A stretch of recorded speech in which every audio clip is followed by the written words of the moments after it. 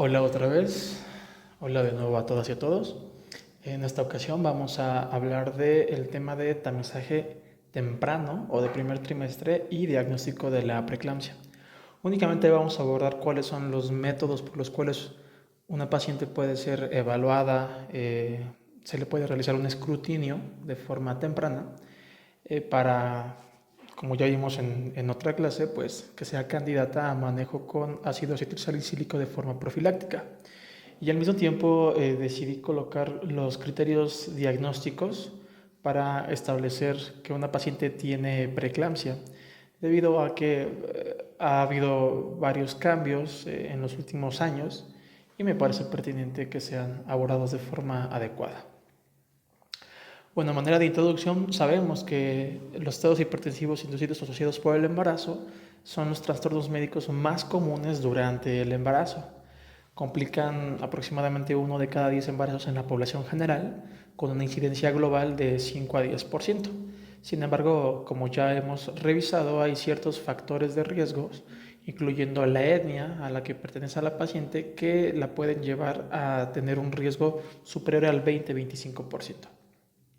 El estado hipertensivo ocasiona morbimortalidad materna y perinatal, cosa que ya vimos. Sin embargo, también es importante recalcar el hecho de que no solamente complica el embarazo en sí, sino que las pacientes se ven condicionadas a un riesgo cardiovascular elevado con todo lo que eso conlleva: infartos o eventos coronarios agudos, cuestiones tromboembólicas, cuestiones hemorrágicas en la circulación cerebral, etcétera. Eso está ya bien descrito. Anteriormente no se le prestaba tanta atención, pero también otro tipo de cosas como síndrome metabólico, que tengan alteración del metabolismo tipo glucemia, etcétera, ¿no? En Latinoamérica y en el Caribe se describe que es la causa de poco más del 25% de las muertes maternas. Aparte de eso, hay un dato que ha llamado mucho la atención en los últimos 5 años: es que se ha visto un aumento en la incidencia de hasta el 25%. Puede ser entonces secundario a que en una sola población se han aumentado los factores de riesgo que están descritos, o que hay ciertos factores de riesgo como el uso de, por ejemplo, de técnicas de reproducción asistida, el subsecuente embarazo multifetal, que sabemos aumenta de forma significativa el riesgo de padecer esta enfermedad. Entonces, como sabemos, de forma innegable hay una variedad de factores de riesgo bastante vastos, que se han asociado a la probabilidad de que una paciente pueda padecer esta enfermedad. Y el término aquí adecuado, me parece, es la probabilidad. Al final del día son factores de riesgo. De tal forma que hay algunos que ni siquiera se van a poder evaluar en una paciente, como antecedentes obstétricos, eh, ya que la mayoría de las pacientes que se ven afectadas por la preeclampsia son de hecho nulíparas o primigestas, que es el término que utilizamos aquí en México. Son pacientes primigestas que no tienen por ende un antecedente obvio, ¿no? Que no me pueden decir si tuvieron hipertensión, preeclampsia o convulsiones en el embarazo anterior, debido a que es su primer evento gestacional, ¿no? A eso lo unamos a que la mayoría de las primigestas son de edad, incluso en nuestro país, cada vez menor, ¿no? Ya no hay primigestas de 21 años, sino primigestas de 15, de 17 años, por lo que no encuadran en ese apartado de edad materna de riesgo, ¿no? O sea, le vamos quitando factores de riesgo y sin embargo las nulíparas o las primigestas son las que tienen mayor riesgo de desencadenar esta enfermedad. Utilizamos el mismo esquema de la clase anterior para observar cómo es que podemos diferenciar algunas fases, según los autores, de lo que es el estadio hipertensivo del embarazo. Un estadio 1 en el cual ocurre, no que sea la causa, ya es una expresión, pero a nivel como más microvascular o de un microambiente. Ocurre una alteración de la placentación debido a múltiples factores que pueden ser hormonales, mediados por células natural killer, cuestiones de estrés oxidativo, cuestiones genéticas que en una sola población pueden desencadenar mayor predisposición que en otras. Otros factores ya vimos, como la deficiencia vitamínica de A, B, C, D, deficiencia de calcio, deficiencia de omegas, etcétera, ¿no? Y pues lo que nos compete es el estadio 2, que es per se la manifestación clínica de la preeclampsia, que si bien puede ser evaluada mediante la detección de marcadores tipo factor de crecimiento placentario o el SFLT1, al final del día lo que clínicamente se observará es una falla orgánica diversa. Me parece que ese es el término adecuado, ¿no? Que se puede observar como hipertensión clínica, proteinuria como fallo renal, elevación de enzimas hepáticas como síndrome de HELP, alteración de esta cuestión de retención hídrica, fuga a tercer espacio por el daño endotelial que se puede ver como edema, o algo meramente intrínseco, por llamarlo así, o interno, que se ve en la unidad fetoplacentaria como una restricción del crecimiento intrauterino. Aquí vemos nuevamente cómo es que se ha estipulado una herramienta, un método de escrutinio clínico para ver cuáles son las pacientes que tienen alto riesgo de presentar preeclampsia, recordamos, de inicio temprano, antes de las 34 semanas de gestación, viendo cómo se categoriza en alto, moderado y bajo riesgo. En ese sentido, como ya lo vimos en la clase respectiva, pacientes con uno o más de los factores de alto riesgo y pacientes con dos o más de los factores de moderado riesgo serán candidatas o se pueden considerar candidatas para uso de aspirina a dosis bajas para disminuir en hasta un 62% el riesgo de preeclampsia de inicio temprano, junto con la mortalidad neonatal, fetal y restricción de crecimiento intrauterino. Sin embargo, ya entrando en tema, pues hay cuestiones de la prevención que no se ven, por ejemplo, como en consonancia o no coinciden en toda la literatura, ¿no? Aquí, por ejemplo, si vemos que en este cuadro o caja número 1 del Practice Bulletin de la COG, pues sí nos menciona lo que hablamos, ¿no? O sea, nulíparas, embarazos multifetales, antecedentes de preeclampsia, o sea, lo obvio, ¿no? Sin embargo, por ejemplo, a pesar de mencionar lupus eritematoso sistémico y antifosfolípidos, en la tabla anterior no hablaban, por ejemplo, de trombofilias, ¿no? En la tabla anterior no hablaban, por ejemplo, de uso de técnicas de reproducción asistida, o tampoco hablaban de la presencia de apnea obstructiva del sueño como un factor de riesgo para preeclampsia, y sin embargo se ha demostrado que está relacionado, ¿no? ¿Cuál es el punto aquí? Que igualmente podemos encontrar pues, otras tablas, ¿no? Que nos hablen de desarrollo o el riesgo de desarrollar preeclampsia, ¿no? A mí una de las que más me gusta es la que aparece en la guía de práctica clínica 020 de preeclampsia en segundo y tercer nivel de atención, porque nos colocan el riesgo relativo de presentar preeclampsia en el embarazo corriente, de tal forma que no sé si ya lo sabían, pero es de hecho las enfermedades autoinmunes como el lupus o los fosfolípidos el que dan el mayor riesgo relativo de presentar preeclampsia, seguido de cerquita por el antecedente de preeclampsia, ¿no? Y recordamos, siempre hacen referencia a que es una preeclampsia de inicio temprano, ¿no? Antes de las 34 semanas de gestación. De ahí todos los demás tienen un riesgo, pues sí, significativamente elevado, pero no tanto, ¿no? O sea, es 9 veces, 7 veces el riesgo comparado con 3 veces el riesgo de preeclampsia, de diabetes pregestacional, por ejemplo, ¿no? Contra 2.9 el antecedente familiar o de 3.6 que la paciente sea ya de hecho hipertensa o diabética. Vamos a darnos cuenta que acabamos de mencionar, por ejemplo, algunas, ¿no? Como la diabetes pregestacional. Vemos también como, por ejemplo, hay cuestiones, ya les comentábamos, de trombofilia, que no se mencionan en las tablas anteriores y sin embargo, repito, se han demostrado, ¿no? Aquí la guía de práctica clínica habla de presiones arteriales sistólicas mayores a 130 o diastólicas mayores a 80 a las 20 semanas, ¿no? Son cosas que si nos vamos a la tabla que muestra ACOG, y que ha sido tomada incluso por la NICE, son cosas que no se encuentran. Y mi paciente puede tener eso, ¿no? Consumo de tabaco, puede tener alguna trombofilia, y tomando en cuenta yo esta tablita, pues no tiene ningún factor de riesgo, ¿no? De tal forma que ese es el punto de esta plática, hablar que hay ciertos factores que pueden llevar a la paciente a desarrollar preeclampsia y que no están incluidas en este tamizaje clínico o evaluación clínica. De tal forma entonces que el tamizaje para evaluar si mi paciente tiene riesgo o posibilidad de desarrollar preeclampsia de inicio temprano, es un medio en el cual se trata de identificar a todas aquellas pacientes que al estar en riesgo de preeclampsia temprana se pueden beneficiar, como ya dijimos, del uso de profilaxis con ácido acetilsalicílico. Este debe de ser universal.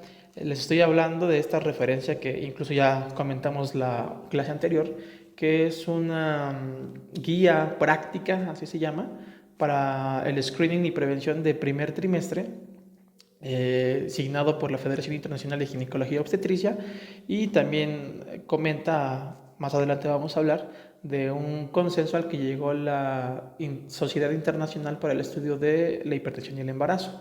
Ellos recomiendan que toda paciente en el primer trimestre debe de ser evaluada de forma universal. Aquí no importa si clínicamente o no tiene riesgos. Eso es lo que se va a determinar, de hecho, ¿no? En este primer screening o escrutinio.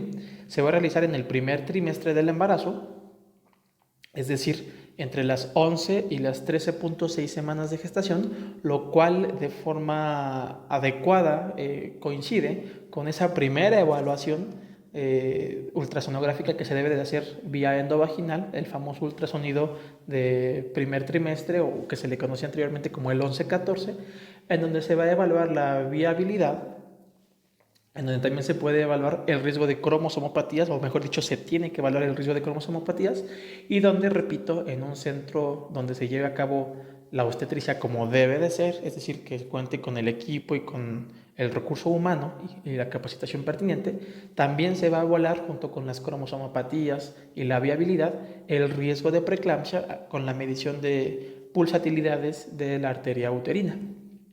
Entonces, esto es el deber ser.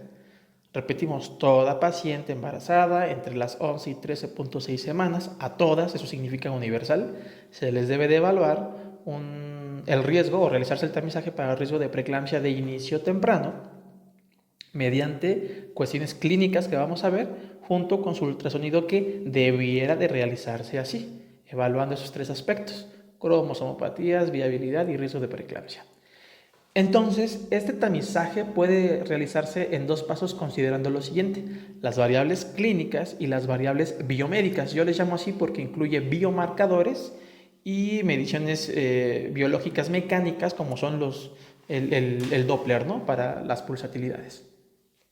Prefiero dicotomizarlo de esta forma: variables clínicas y biomédicas. De hecho, esto es la tabla que menciona Liona de su artículo de FIGO. ¿Cuáles son las características maternas, tanto de historia médica como físicas de la paciente, y al antecedente obstétrico que tenga la paciente para el escrutinio de primer trimestre de preeclampsia de inicio temprano? Vemos cómo, sin mencionarlo como tal, pues vienen las cosas que en la tablita de la COG sí vienen, ¿no? Si nos pide la edad materna es para ver que no tenga edad materna avanzada. Si nos pide el peso y la talla, es para poder evaluar el índice de masa corporal, que según la COG es mayor a 30, ¿no? Vemos cómo incluyen el grupo étnico, que es lo que ya comentábamos. También se habla de los antecedentes obstétricos, el periodo intergenésico. Vemos que ACOC lo estipula en más de 10 años. Vemos la edad gestacional a la que pudo haber tenido un nacimiento. En este caso solo ponen mayor a 24 semanas, atribuyéndolo a que pueda haberse ocasionado por preeclampsia o complicaciones de la unidad fetoplacentaria. Como ya vimos, antecedentes familiares. Aquí se incluye el método de concepción, si fue espontáneo, inducción de la ovulación o fertilización in vitro. Aquí se incluye, por ejemplo, el hábito tabáquico, antecedente de hipertensión, diabetes o que tome insulina la paciente, los autoinmunes que comentábamos, y vemos que entonces hay dos factores que se agregan a la tablita esta de evaluación clínica de la COG. Es decir, ya no es nada más ver si mi paciente tiene o no esos dos factores de riesgo para ver si tiene uno de alto riesgo o dos de moderado, yo la pueda considerar candidata a aspirina. ¿A qué me refiero? Que entonces aquí entramos a un apartado a lo que yo podría denominar como riesgo calculado, que es el término que ellos utilizan, ¿no? Ya no estamos hablando de ver si tiene o no el riesgo, simplemente es mediante algoritmos y cuestiones más estadísticas y más matemáticas, vieron, conforme a muchos estudios que se han realizado, cuáles son los factores que las pacientes puedan desencadenar y matemáticamente calculan el riesgo de acuerdo a la población, ¿no? Una paciente en 100, una paciente en 500, de tal forma que entonces ya estamos dejando de lado lo que es la evaluación clínica, que de todos modos es práctica y es útil en lugares donde no se cuente con este recurso. Y pues entramos ya a la cuestión del riesgo calculado, ¿no? Que es el término, repito, que se utiliza. Aquí es una captura de pantalla en la cual en la aplicación que es gratuita de la Fetal Medicine vamos a insertar los datos que acabamos de ver, que son esos datos que se han visto que se relacionan con preeclampsia de inicio temprano. Y pues bueno, aquí nos vamos a adelantar y vamos a ver cómo es que vamos colocando todas las variables, ¿no? Nos piden antecedentes, como ya vimos. Ahorita vamos a ver el resumen para que sea como más fácil. Ahí está el resumen, ¿no? Ya coloqué yo todas la información que me piden y vemos, por ejemplo, que le puse una... Híjole, se movió. Que le puse una... Ahí está. Una fecha de nacimiento para que se calcule la edad, peso, talla, para calcular el índice de masa corporal. Coloqué que es una paciente de raza negra, que se embarazó de forma espontánea, que tiene antecedentes familiares de preeclampsia. Ella, en lo personal patológico, no tiene nada. Por ende, pues es una paciente nulípara que no tiene antecedentes de partos previos. Y agregué que se le midieron entonces dos características que van más allá del interrogatorio clínico, que es la presión arterial media y el índice de pulsatilidad promedio de la arteria uterina. Eso entonces me arroja, según este cálculo matemático, que mi paciente tiene un riesgo de preeclampsia, según esto, de únicamente por historia clínica. Antes de las 32 semanas de 1 en 200, antes de las 37 semanas de 1 en 31 y, y después de las 37 semanas de 1 en 10, ¿no? Pero si tomamos en cuenta que yo en este caso coloqué presión arterial media y pulsatilidad promedio, pasa de ser de 1 en 200 a ser de 1 en 323, es decir, disminuye el riesgo, ¿no? Para preeclampsia de inicio temprano, que aquí ellos le ponen 32 semanas, ¿no? Sin embargo, vemos que permanece casi igual, es decir, 1.31 contra 1.29 antes de las 37 semanas y de 1.10 contra 1.7 después de las 37 semanas. Este es otro punto que quería aclarar. Como les comento, pues evidentemente va a haber cuestiones que no entren en la evaluación clínica de la tablita de la Koch, pero sí se pueden meter aquí, que es, repito, la calculadora de la Fetal Medicine. Y el argumento por el cual esto va a cambiar es que múltiples estudios han demostrado que mientras menos parámetros utilice yo, tengo una mayor probabilidad de detectar de forma inadecuada a las pacientes, es decir, de tener falsos positivos y falsos negativos, o lo que podríamos llamar también en términos estadísticos la sensibilidad y especificidad o la eficacia de este método de tamizaje para poder detectar de forma adecuada a mis pacientes. Por ejemplo, para los criterios de la Koch se tiene una tasa del 90% de detección para preeclampsia de inicio temprano, del 69% para preeclampsia de término, con un falso positivo de hasta 60%. Esos son los datos que arroja este artículo de Aliona del 2019. Mientras que hace referencia, por ejemplo, a otros criterios de la NICE del 2019, donde la edad materna ya es de 40 para ellos, no de 30, de 35, donde el índice de masa corporal para ellos elevado no es de 30, sino de 35, es decir, aumenta en el rango, y nos sorprende entonces que su tasa de detección de preeclampsia pretérmino sea de 34% y de término de 35%, es decir, dependiendo de los factores que uno estudie y de si son únicos o combinados, es donde va a mejorarse o a optimizarse la eficacia de este método de detección. Aquí, por ejemplo, me voy a adelantar. Hice otro ejercicio en donde puse básicamente los mismos datos que tenemos. Es lo mismo, es la misma edad, el peso, nada más subí 5 kilos de peso, coloqué que ella sí tiene hipertensión crónica, que ella es diabética tipo 1, por ejemplo. Agregué parámetros bastante similares, o sea, una presión arterial media de 105, que es 1.1 múltiples de la mediana, y un promedio de pulsatilidad de uterinas de 1.0 múltiples de la mediana, o sea, básicamente dentro del percentil 95, que es lo que se considera elevado, y nos damos cuenta que únicamente modificando los factores clínicos, es decir, es diabética, es hipertensa, nada más por eso y con 5 kilos de más, pasamos a que estuviera en 1 en 300, ahora tiene el riesgo de 1 en 48 para preeclampsia de inicio temprano, solamente con historia clínica, y de 1 en 105 utilizando mi suma de lo clínico y de las pulsatilidades y de la presión arterial media. Vemos aquí algo muy importante, que si fuera únicamente clínico, por definición mi paciente está en riesgo, porque es menos de 1 en 100, pero si sumamos las uterinas y la presión arterial media, no entra en riesgo porque es mayor a 1 en 100. Eso es lo que quiero, espero no ser redundante, a eso me refiero. Ese es el punto, que mientras más le vaya yo agregando a este método de tamizaje, voy mejorando la eficacia. Alguien puede pensar, entonces, si yo nada más evalúo a mi paciente con la tablita de la COG de riesgo clínico y de historial de la paciente, puedo estar tratando de forma innecesaria a las pacientes porque tienen una alta tasa de falsos positivos. Efectivamente, esa es la respuesta adecuada, esa es la justificación. A esta misma paciente, ese es el punto de este ejemplo, a esta misma paciente a la que le estoy agregando yo con los mismos factores clínicos, la medición de presión arterial y la medición de las uterinas, pasa de ser de alto riesgo, es decir, 1 en 48, a ser de riesgo bajo, es decir, 1 en 105.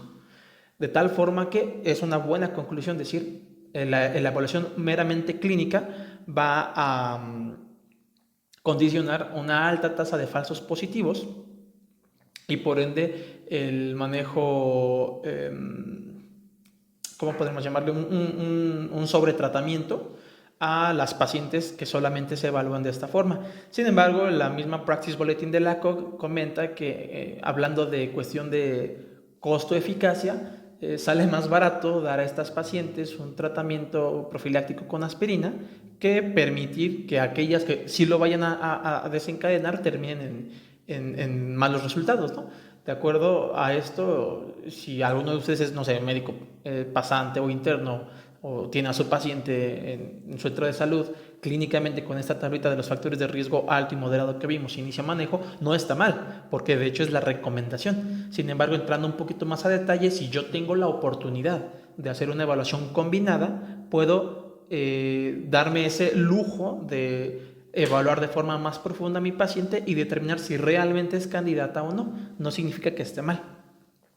De tal forma que, como les comentaba, Liona en su artículo avalado por la FIGO, propone una estrategia de screening de 2 pasos para el diagnóstico o para la predicción de preeclampsia de inicio temprano, otra vez lo comentamos, preeclampsia de inicio temprano, en aquellas pacientes de la población general. Es decir, tengo yo a cualquier paciente, todas las pacientes se van a someter a este primer screening, el cual va a ser, dependiendo del resultado negativo, el solo hecho, repito, de que sea una paciente con resultado negativo, es decir, que no tenga esos factores de riesgo alto y moderado de la COG, simplemente es una paciente que se considera un tamizaje negativo y no amerita ninguna otra evaluación. Mientras que si tengo yo una paciente que nada más con esa tablita sale positiva, tengo de 2. Por un lado, tengo la opción de completar su screening con un segundo tamizaje, que es el que les comentábamos, incluyendo presión arterial media y uterinas, o factor de crecimiento placentario, mientras que si no lo tengo, en mi opinión, aunque no esté escrito, pues aquí empezamos ASA, ¿no? Tengo una paciente a la que yo no le puedo dar un segundo tamizaje, pero salió positivo el ASA, el primer tamizaje, pues le doy aspirina, justificando o argumentando que no tengo yo manera de medirle uterinas o demás y es paciente candidata a esto, ¿no? Entonces esa es la estrategia en 2 pasos, ¿no? El primero, que es, como dice aquí el artículo, checarle los factores maternos, y viene entonces la primera recomendación de la FIGO. La FIGO dice, para cuestiones prácticas, toda paciente a la que tú le vayas a realizar evaluación, a todas, de riesgo de preeclampsia con características maternas y antecedentes médicos obstétricos y no obstétricos, a todas esas pacientes también les debes de evaluar la presión arterial media. ¿En qué centro de salud no hay un esfingo para poder tomar la presión arterial y sacar con calculadora la presión arterial media, ¿no? Que, que es la presión arterial media, que es la suma de 2 veces la diastólica más la sistólica entre 3, ¿no? En donde no tenemos eso, ¿no? Entonces es la primera recomendación. Todas las pacientes ameritan, requieren y deben de tener un primer tamizaje con esos dos aspectos, que es el primer paso que decía la diapositiva anterior. Si esa paciente sale negativa, ya no merita otro escrutinio. Si esa paciente, utilizando la presión arterial media y los antecedentes clínicos maternos, sale de alto riesgo, mayor a 1 en 100, es paciente candidata entonces a un riesgo combinado con factores maternos, presión arterial media, medición de factor de crecimiento placentario y medición del índice de pulsatilidad de las arterias uterina promedio a las 11-13.6 semanas, ¿no? Es decir, todo lo que va en consonancia con lo que ya se había comentado. A aquellas pacientes que tengas la posibilidad de hacerle todo esto, uterina, crecimiento placentario y las otras dos, ya puedes tú incluso determinar el riesgo, como ya habíamos comentado, que es bajo si es menor a 1 en 100 o que es alto si es mayor a 1 en 100, ¿no? Es decir, 1 en 150 es bajo riesgo y 1 en 84 es alto riesgo, ¿no?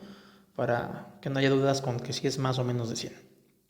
De tal forma que es lo mismo. Si mi paciente es de bajo riesgo, ya con una evaluación compleja, involucrando 4 variables, pues yo digo que no necesita, cuando menos en el aspecto de prevención de preeclampsia, ningún otro manejo. Si es de alto riesgo, pues lo mismo, ¿no? Aspirina, una dosis promedio de 150 miligramos por las noches, empezando aquí dice en el primer trimestre, pues, hasta las 36 semanas, que es parte de lo que habíamos comentado, ¿no?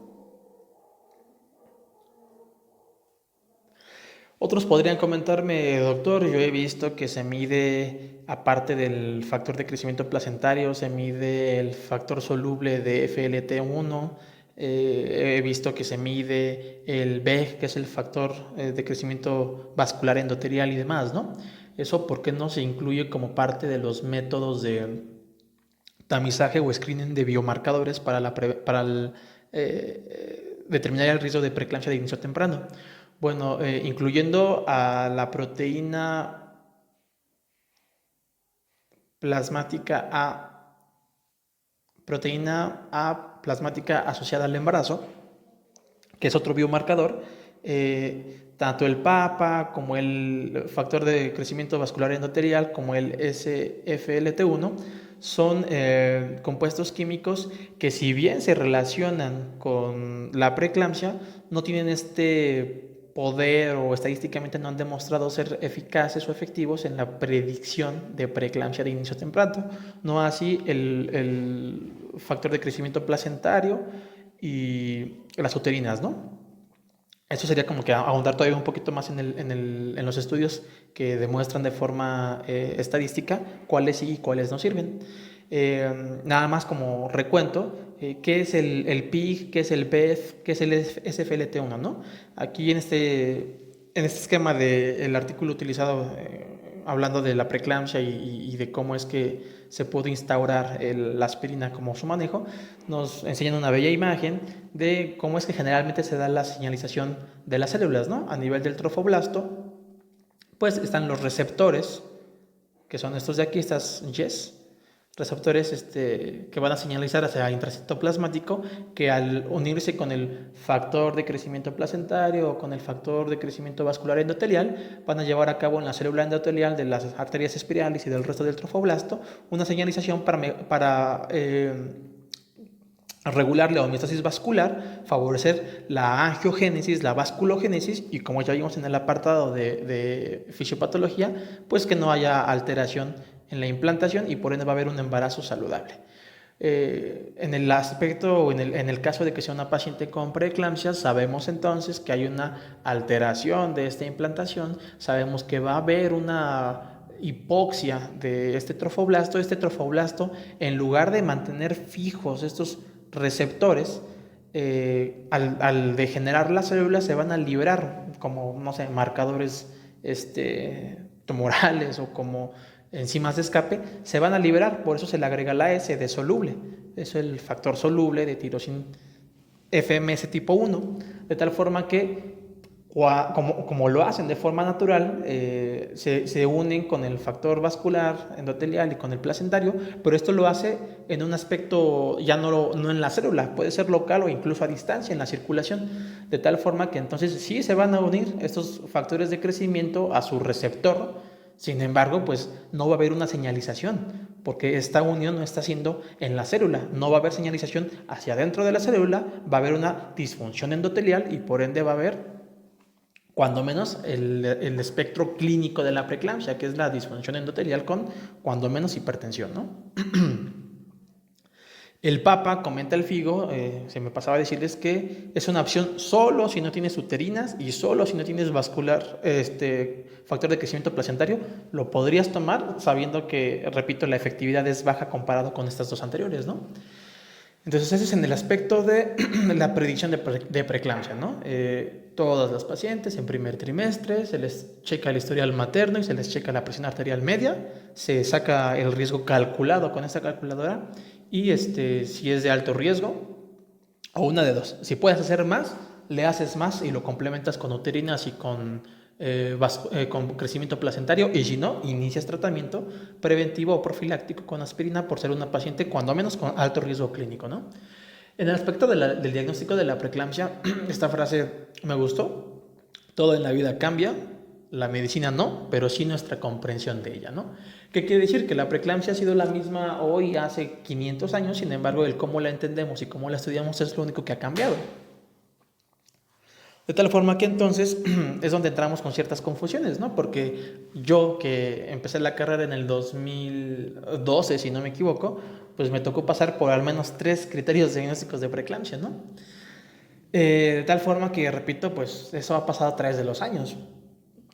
Sin embargo, se puede afirmar que la preeclampsia es una de las enfermedades más estudiadas y, no obstante, es de las menos comprendidas hasta el día de hoy. Hemos pasado, por ejemplo, de pensar que las embarazadas estaban poseídas porque convulsionaban, que es lo que hoy conocemos como eclampsia, ¿no? Y se morían por hacer pactos con el diablo, pero hoy sabemos que hacen hemorragia intraventricular o EBC isquémico, ¿no? O hemorrágico. También se pasó, por ejemplo, por a lo que se le conoció como toxemia gravídica. Este es un término que primero escuché de mi maestro Palapa, en donde hice la residencia, y después tuve la oportunidad de leer. Hacían referencia a pacientes que tenían un mal aspecto general, que a lo mejor estaban amarillentas, o que tuvieron datos de sangrado en encías, o tuvieron muerte fetal, y de repente se les tomaban estudios de laboratorio y veíamos que tenían elevación de enzimas hepáticas o que tenían ahí cuestiones de anemia con plaquetas bajas, ¿no? Entonces era la toxemia durante el embarazo, ¿no? Eran los términos a los que se acostumbraba recurrir. Después nos dimos cuenta, eso por voz o por palabra de mi jefa de servicio donde hice la residencia, y después leyendo te das cuenta que sí. Anteriormente, lo que hoy conocemos, y hasta se nos puede hacer aburrido respecto al tamizaje de las pacientes obstétricas, que si riesgo amarillo, verde o rojo, fue con base en esto. Se dieron cuenta que estas pacientes que primero creíamos que estaban poseídas y después nos dimos cuenta que tenían alteraciones en los estudios de laboratorio, de hecho la gran constante que ellas tenían era que estaban hipertensas, ¿no? Por cuestiones que en ese momento no se entendían y hoy tampoco, pero estaban hipertensas, de tal forma que ya pasamos de creer que era una paciente que tenía algo en la sangre que significaba que estaba tóxica, a decir, bueno, es una paciente que está hipertensa y a lo mejor la hipertensión le condiciona, como a cualquier gente hipertensa, cuestiones vasculares como un EBC o una convulsión. Antes incluso, un dato curioso es que antes de 1800 se pensaba que la mujer convulsionaba porque era el esfuerzo natural del cuerpo de deshacerse, de sacar algo ahí aberrante, ¿no? El bebé. Hoy sabemos que es el feto y de hecho tenían razón. Acabando el embarazo se acaba cuando menos la fisiopatología primaria. Después, en mi caso, me tocó leer la guía de práctica clínica del 2008, que ya ni siquiera está en internet ni en las páginas oficiales, en donde era la típica triada, ¿no? A nosotros los médicos que nos gusta hacer triadas y pentadas y lo que sea, nos dimos cuenta que era la triada de la preeclampsia, ¿no? Hipertensión, edema y proteinuria. Después nos fuimos dando cuenta que pues, no siempre había hipertensión, que después no siempre había edema y que después no siempre había proteinuria, o que podía haber edema y que no era preeclampsia, ¿no? Cuestiones que sería prudente revisar en una clase de cambios fisiológicos del embarazo. Después a mí me tocó, después del 2008, ver que las preeclampsias se dividían en preeclampsias leves, moderadas y severas, después nada más moderadas y severas, después leve y severa y así, ¿no? Nos vamos. Lo último que se supo a partir del 2013, si no me falla la memoria, por el Task Force de la COG, se hablaba de criterios de severidad, ¿no?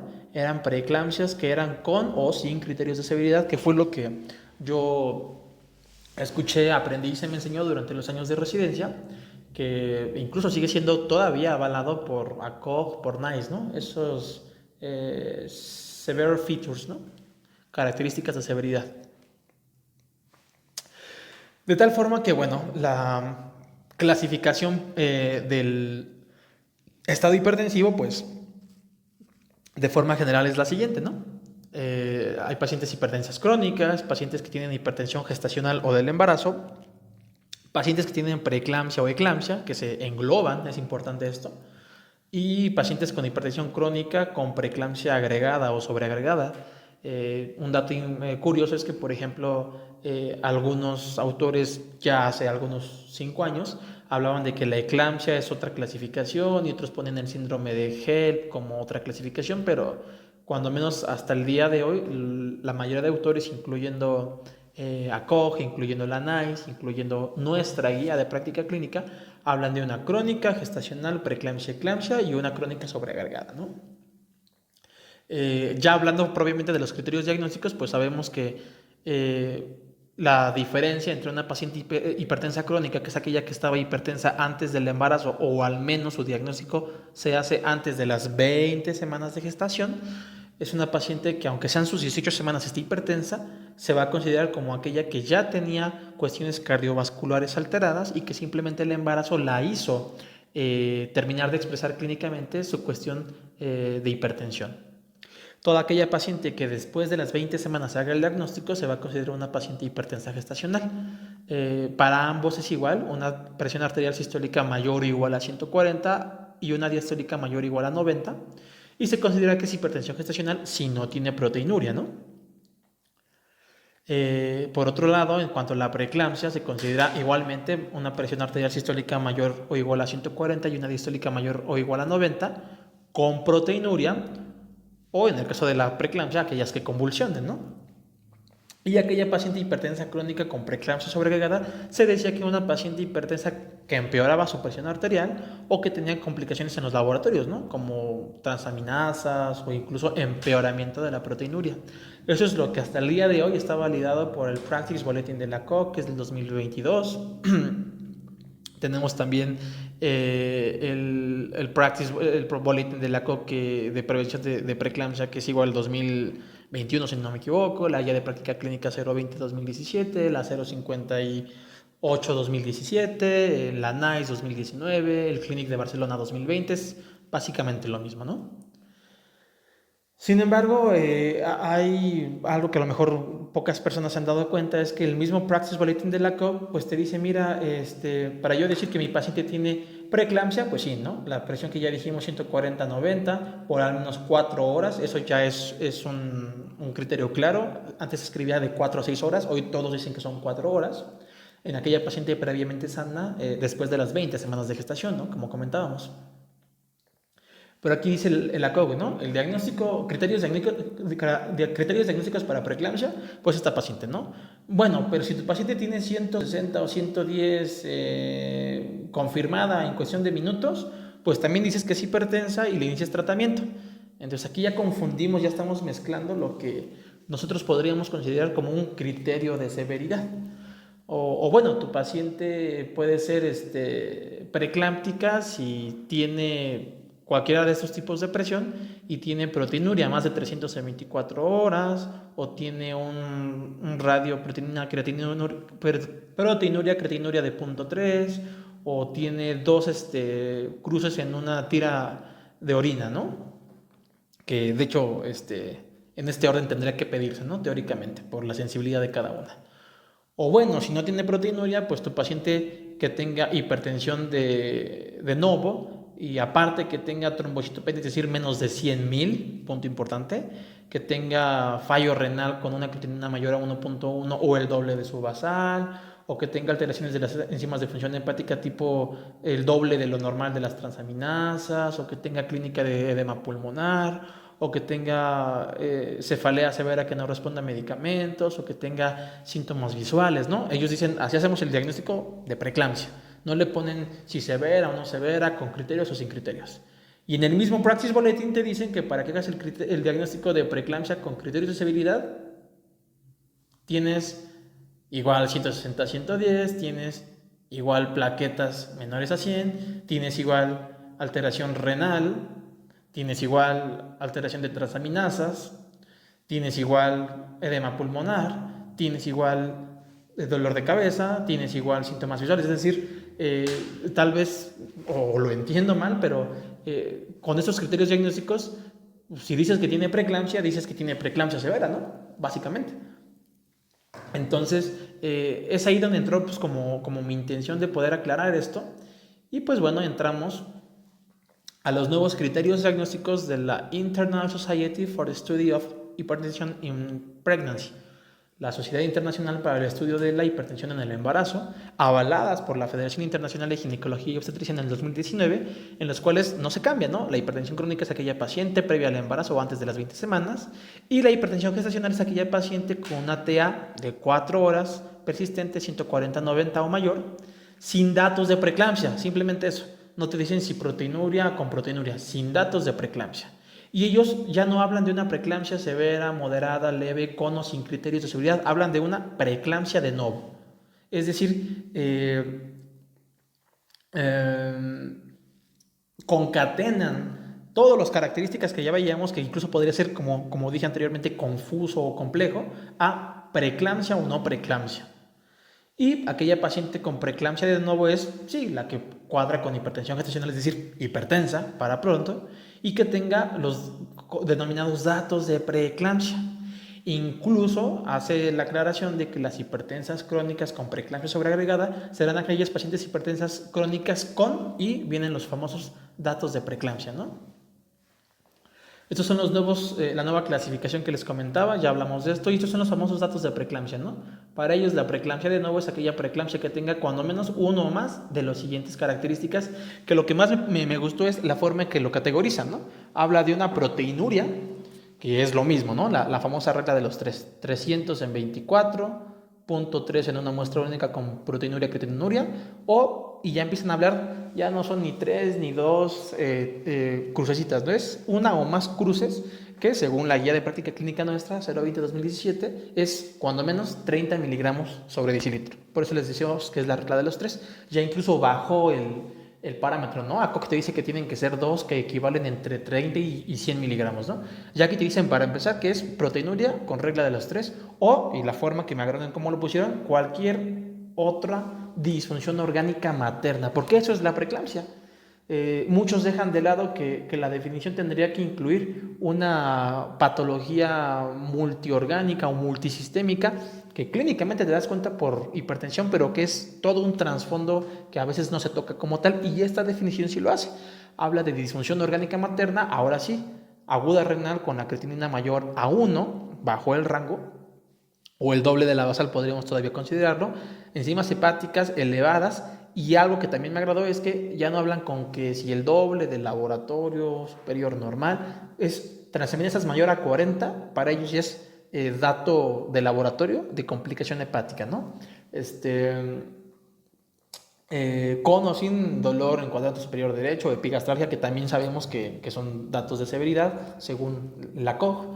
Cualquier complicación neurológica, incluyendo pues la convulsión que es la eclampsia, alteraciones mentales, ceguera, EBC, hiperreflexia cuando se acompaña de clonus, dolor de cabeza severo o escotomas persistentes, ¿no?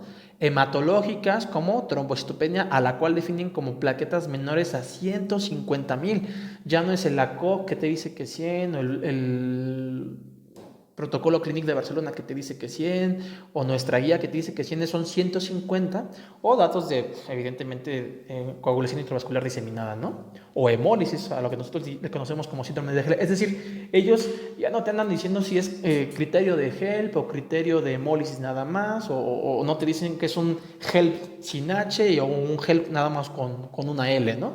Un HELP incompleto. Ellos te hablan de una preeclampsia como tal, a la cual conceptualizan como un trastorno de daño multiorgánico. Y eso me parece que es de las cosas más sencillas, pero más pragmáticas que se deben de difundir, porque pues, luego estamos en el hospital, a mí me pasó, te la pasas viendo si es una preeclampsia con o sin criterios para ver si le das 48 horas, aunque la paciente te termine convulsionando en 3 días, como dicen los libros, ¿no?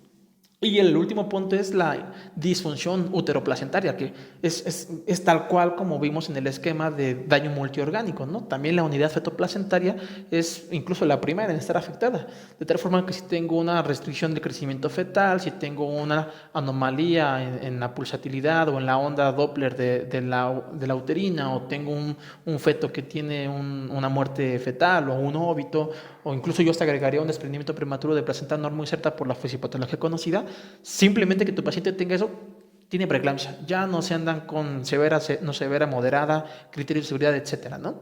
Y también comentan que aquellas pacientes que ya sean hipertensas y que quieras hacerles el diagnóstico de una sobreagregada, pues te dicen que cualquiera de los síntomas de disfunción orgánica materna, pero que el solo hecho de que incremente la presión no es suficiente, porque si saben un poquito de obstetricia, a lo mejor hasta las 24 semanas está este famoso punto nadir de la presión que va bajando. Incluso eso es tema que abordaremos en otra clase.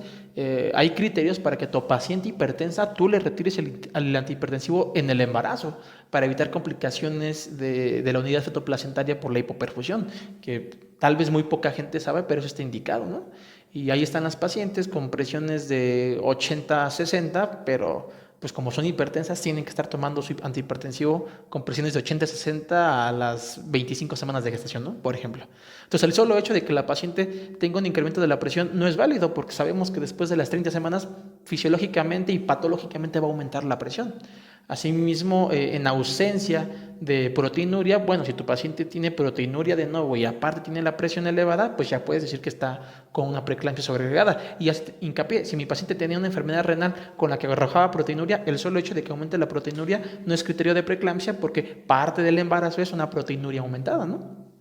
Son cuestiones que podrían parecer más complejas, en lo particular creo que son súper pragmáticas, que son aparte de todo basadas en el mero conocimiento de la fisiopatología de la preeclampsia y de la fisiología del embarazo mismo, ¿no? Entonces, pues puse esta imagen, pues nuevamente para que entendamos, ¿no? O sea, si las manifestaciones clínicas de mi paciente, de mi preeclampsia conceptualizada como un trastorno multisistémico es afección aquí, acá, acá, acá y acá, pues cualquier alteración de esto, cuando menos para mí tendría que decirme, tu paciente ya está echada a andar, ¿no? Como diríamos coloquialmente. Y eso tendría que ser suficiente para poder realizar la toma más adecuada de decisiones y mejorar el pronóstico de la paciente.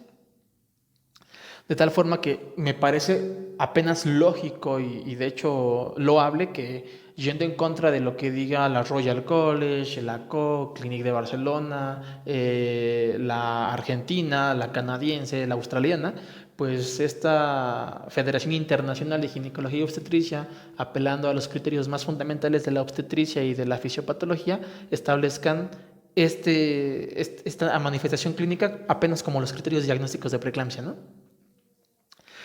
De tal forma que, bueno, manera de conclusiones, decimos que la preeclampsia es una enfermedad que, como ya sabemos, condiciona mortalidad materno-fetal, pero sabemos que estas complicaciones de la preeclampsia van más allá del embarazo y del puerperio. Como comentamos, riesgo cardiovascular, alteraciones incluso en los fetos que tengan ya una vez recién nacidos y en los primeros años de vida, que tengan poco peso, que tengan mal desarrollo cognitivo, que tengan mal desarrollo neurológico, que tengan riesgo de ser diabéticos a los 8 años, a los 10 años. Todo eso es parte de las complicaciones que hasta hoy se está poniendo en el foco o en la lupa de las complicaciones de la preeclampsia que muchas veces no entendemos. El hecho de realizar un tamizaje, el cual sabemos que es perfectible, nos permite entender que mientras más variables vayamos considerando, va a aumentar su eficacia y disminuye la tasa de falsos positivos. La profilaxis de preeclampsia de inicio temprano es costo efectiva. Aún si yo solamente hago el tamizaje con los factores de la tablita esta famosa de la Koch, con 1 de alto riesgo o 2 de moderado, sigue siendo costo efectiva, porque si yo puedo evitar dentro de lo posible que mi paciente desencadene una complicación del embarazo que la puede llevar a complicaciones después del embarazo, pues eso es costo efectivo para la Koch y para la FIGO. Los criterios han presentado modificaciones, sin embargo, repito, los de la Sociedad Internacional para el Estudio de la Hipertensión en el Embarazo plantea conceptualizar cualquier desviación de la función orgánica concebida como normal como un signo de preeclampsia. Y eso me parece, repito, algo cuando menos pragmático y adecuado. Entendiendo siempre que un diagnóstico oportuno de preeclampsia pues va a permitir abreviar estos tiempos en los que cuando menos se estabilice la presión. Sabemos que si mi paciente está hipertensa 1, 2 o 3 semanas, eso ha demostrado estudios que va a complicar tanto el desenlace del embarazo como los riesgos en el neonato, ingreso a terapia intensiva, distrés respiratorio, anemia neonatal, demás, como estas complicaciones a largo plazo que yo les decía. Entonces, si hago un diagnóstico temprano u oportuno, voy a abreviar los tiempos en los que yo voy a decir corto de una vez esta cadena patológica y por ende voy a mejorar tanto a corto como a largo plazo el pronóstico de mi paciente.